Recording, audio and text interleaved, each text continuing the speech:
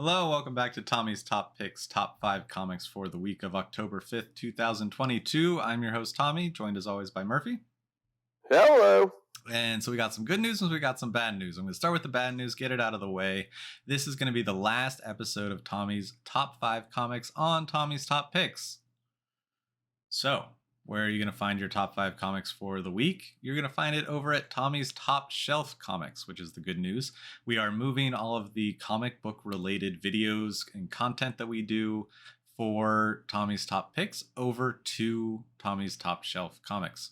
So there will be a link in the description. You can catch the link there, and then you can subscribe. So when we put up next week's video on that channel, you will be able to see it. You can ring the bell to make sure you get notified when the video comes up, because we're going to be going to do a bunch of videos next week. You should expect to see more comic book videos coming from us. This is not a decrease in Tommy's Top Picks. This is just moving to help better appease the YouTube algorithm gods and just kind of allow our viewers to select what they like to see in their suggested videos if they're not interested in the comic book stuff. What?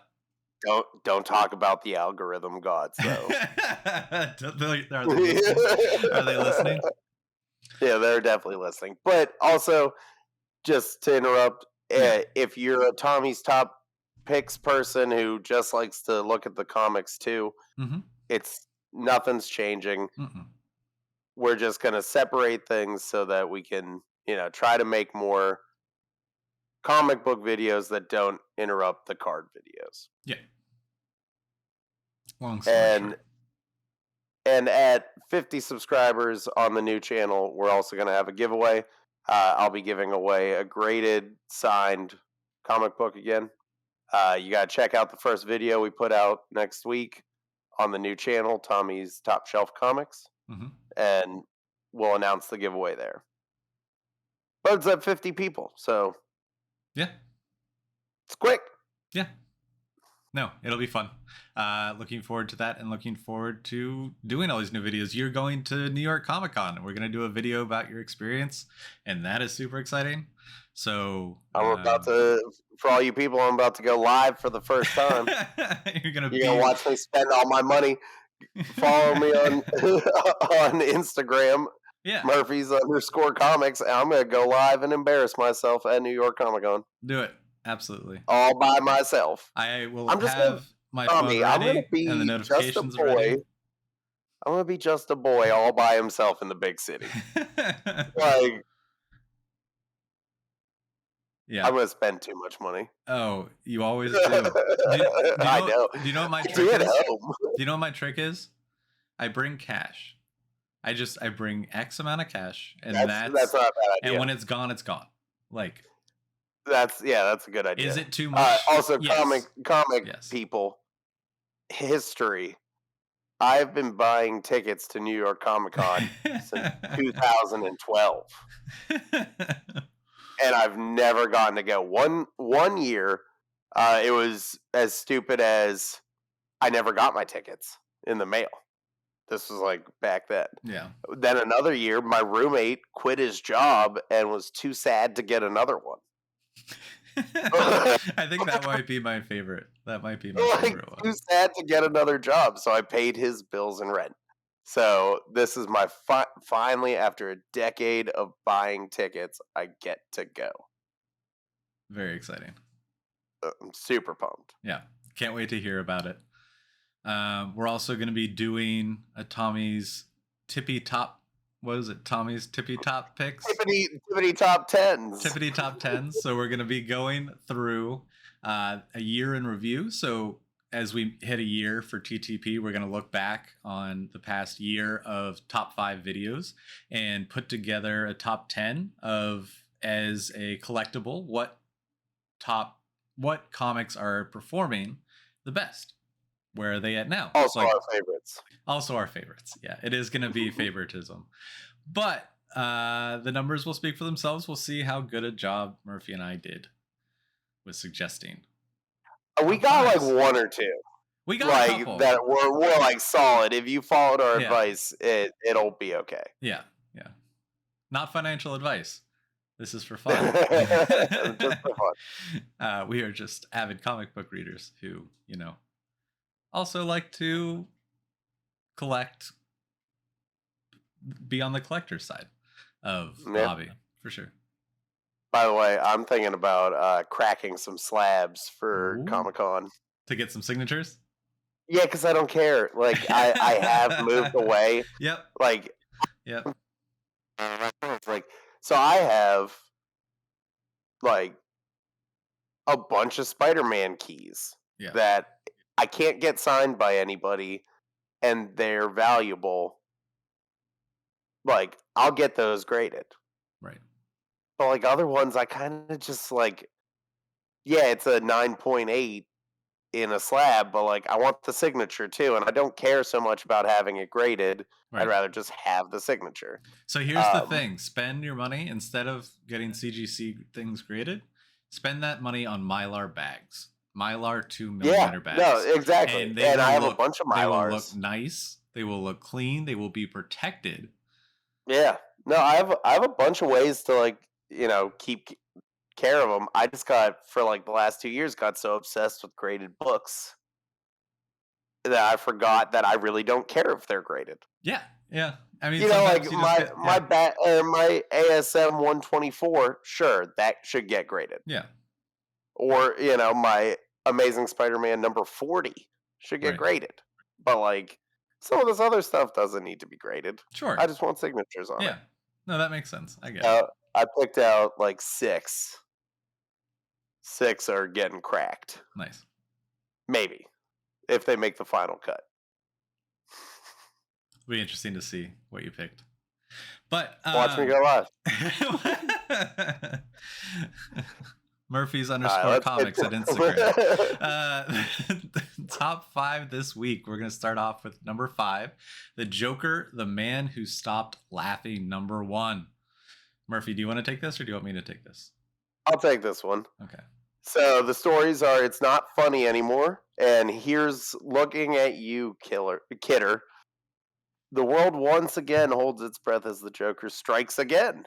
But how far is he willing to go this time? From the twisted minds of Matthew Rosenberg and Carmine Di Giandomenico comes a violent, mind-bending new series that picks up from the cataclysmic end of the Joker and follows the mayhem across the United States. With the clown prince of crime setting out on his most bizarre caper yet, will a fan-favorite vigilante be able to prevent certain tragedy, or is he in on the joke? In the backup, Joker's got a hot date, but he's going to need a mirror to make sure he looks nice. Maybe Mirror Master can help. This is just going to be a weird Joker story. Yeah. I like that they're keeping it going. Right. Tynion finished off. He set up the Joker on this canonic, Sure. path. Oh, yeah. So yeah, keep it going. I don't mind not knowing or knowing what the Joker's doing between times that he shows up in Batman. That's true. No, it is. Yeah. And I do find that interesting. But and it has a couple of love just like the Tynion stuff where it shows like he goes to a resort. Right. Like he does some terrorist act, tries to kill a bunch of people, succeeds at killing like most of the people. And then he just like goes and chills by a pool. Yeah. Catered to by like rich people. It's like, cool. Yeah. And then he does crazy stuff there and they just like hide it. So it's interesting to see that, that other side. Sure. All right. So then on from this one, will take us to number 4, which is Junkyard Joe, number 1 by Image Comics. Or do you have anything else to say on the Joker? I was gonna say I kind of cheated a bit, and may have answered my question. The interesting question in this book is: will a fan favorite vigilante be able to prevent certain tragedy, or is he in on the joke? Ahead? But it says, is he in on the joke? And I was like, all right, maybe he's in the variant covers, and I don't really see anybody. And then maybe it's these. No, that's a blank one. No. Is it Jackanapes? Because Jackanapes is in this book? Oh, it's Jason Todd. I bet you it's Jason Todd. It's gonna be Jason Todd. Yeah. Okay, so Yeah, he's Jason gonna come back. Todd Joker story Mhm. could be interesting, but there's also Power Girl. Or Harley Quinn. There's also Power Har- Girl. Harley Quinn is a vigilante now. That's true. That's 100% true. Probably more of a vigilante than Jason Todd. I feel like both could be referred to as vigilante in like DC preview Harley Quinn text. wants to be good. I'm not talking like the logical. I'm just talking about DC Yeah. preview writing context. Sounds like Yeah. it could be Harley or it could be Jason. But Either one of no. either, If it yeah. says is he, then I just don't want another. they might be more. Yeah, they might be more straightforward with the he. Yeah.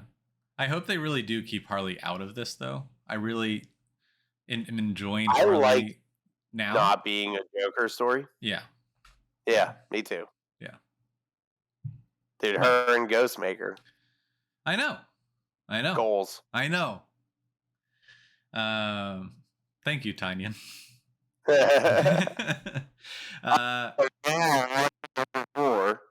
Junkyard Joe #1. This is an Image Comics #1. By the critically acclaimed team of Jeff Johns, Gary Frank, and Brad Anderson. Throughout history, unlikely and strange heroes have risen and fallen, their identities and lives a secret. But for a great evil to be stopped, their stories must be told. They are the unnamed fighting the unknown war. From the explosive pages of Geiger comes Junkyard Joe. The world knows him as the comic strip by cartoonist Muddy Davis. But the truth stretches back to the Vietnam War. This is their story of sacrifice and brotherhood. What a creative team. Have you been reading Geiger? No. So this is one that I am fully like out of. I don't know anything about Geiger. I just know that that's a hell of a creative team. It's strange. What do you mean? It's huge though. Yeah, no, it's fun. It's just I don't know if it's really my cup of tea. This seems interesting. But I don't really like the main character in Geiger. Is kind of my problem and what is difficult for me to hook into. But this character here seems a lot more interesting, and just because it's in the same universe doesn't mean that, and it's by the same creative team, I don't think it's the creative team's issue that I have with it. It's just the character. Just the world. Yeah, I don't think it's a bad that happens. But I think this should be interesting. I'm going to give it one issue. Take a look. I mean, either way, #1. There wouldn't be a Tommy's Top 5 without a new Image #1. So right. We should have like a counter. We should have a counter weeks. How many days or how many weeks without an Image #1? Like the construction counter. Yeah, no, I'm down. Yeah. Okay, next week. I'll make it this. Well, that'll be part of the first video for the new channel. I'll make that. Okay, sounds good. Right, 8, here I come. Construction. No, this one seems cool, and also like I saw it as a poster at Phantom of the Attic, and like it just jumped out at me. Oh, sure. Like it. I love a good, Vietnam War story, and then you throw robots in it.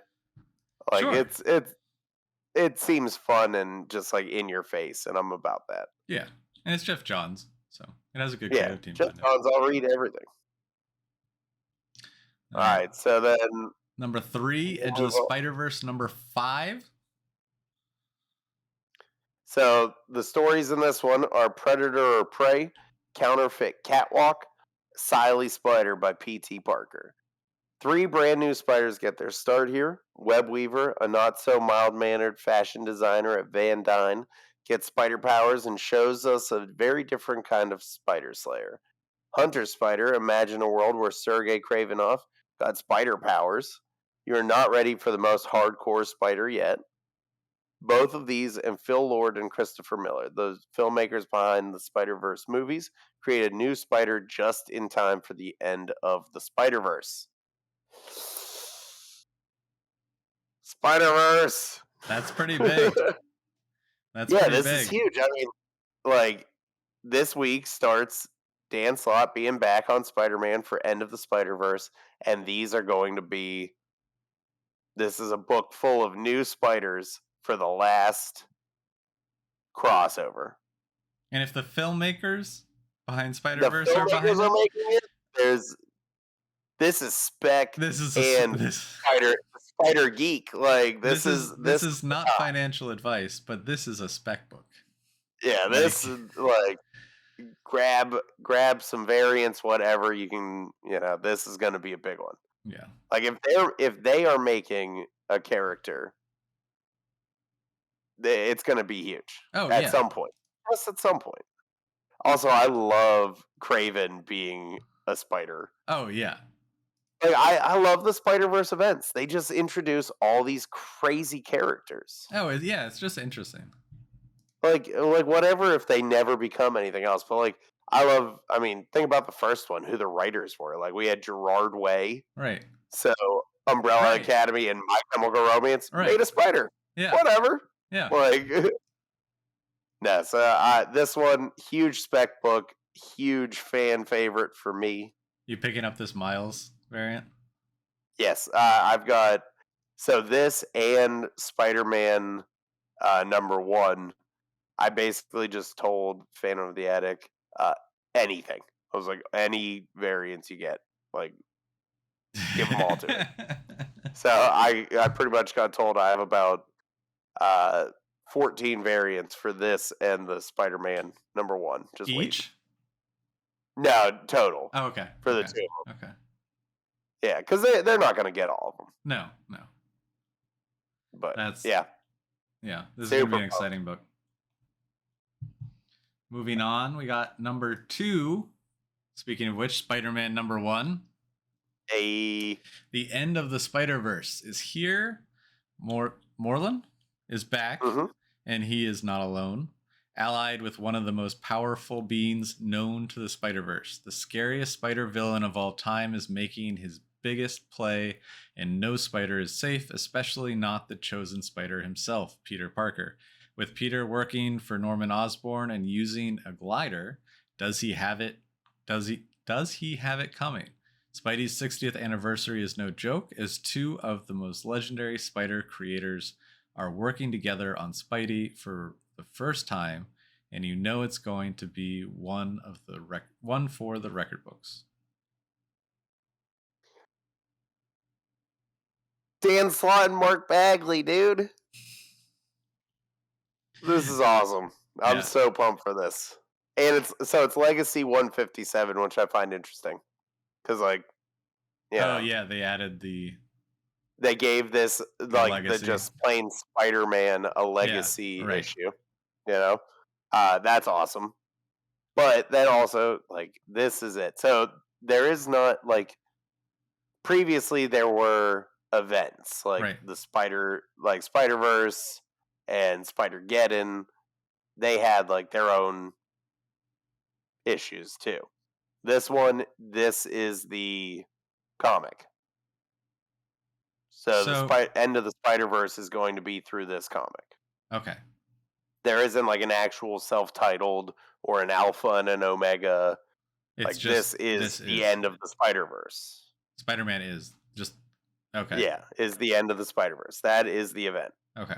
And then it's also going to, obviously be in the other stuff. But this is huge. So Mark Bagley and Dan Slott coming back. But so this is just an event book then. It's not going to be an ongoing after? No, so it's supposed to be ongoing. I don't know how many issues, but it seems like they're going to be working on this for a good bit. So is this the main book, or is The Amazing Spider-Man the main book? So this is going to be the main. They're both canon. Yeah. So they're going to tie together for the event. Is it almost like a Batman and Detective Comics kind of thing? Kind of. That's my understanding. More closely tied, probably. Yeah.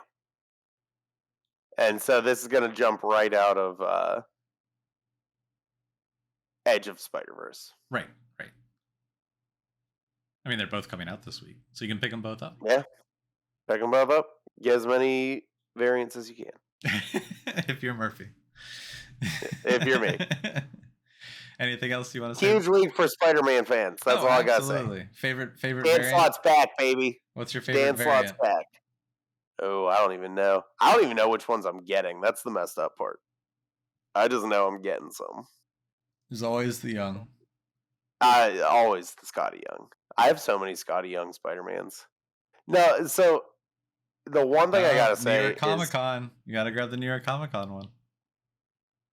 Oh yeah, I'll try. Yeah, so I should have gone on Thursday. That's how you get the best. That's how you have the best chance at exclusives. You think so? Is But that?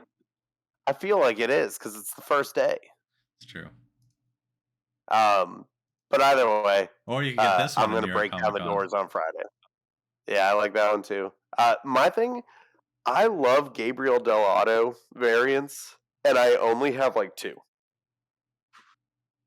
Like, I don't collect them for some reason, but they're always my favorites. Which one? Who's that? Gabriel Dell'Otto. So up.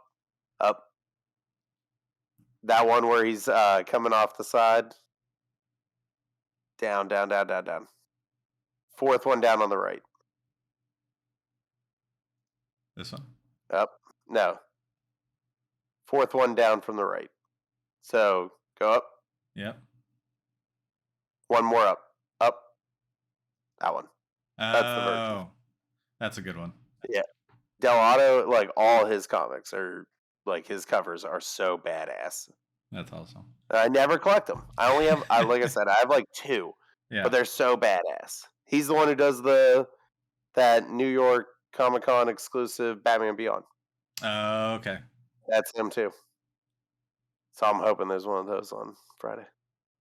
But yeah, so that's all I got to say on Spider-Man 1. It's going to be huge for Spec and Spidey fans. So cool.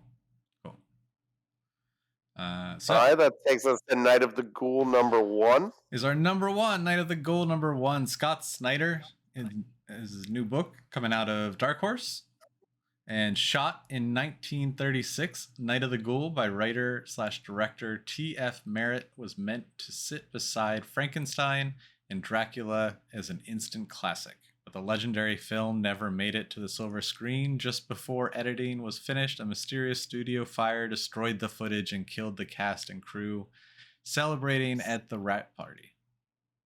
Forrest Inman is a horror film obsessive who digitizes old films from the Framed Aurora movie studio. When Forrest stumbles across a seemingly forgotten canister of footage, he just might have discovered the remnants of the lost classic Night of the Ghoul.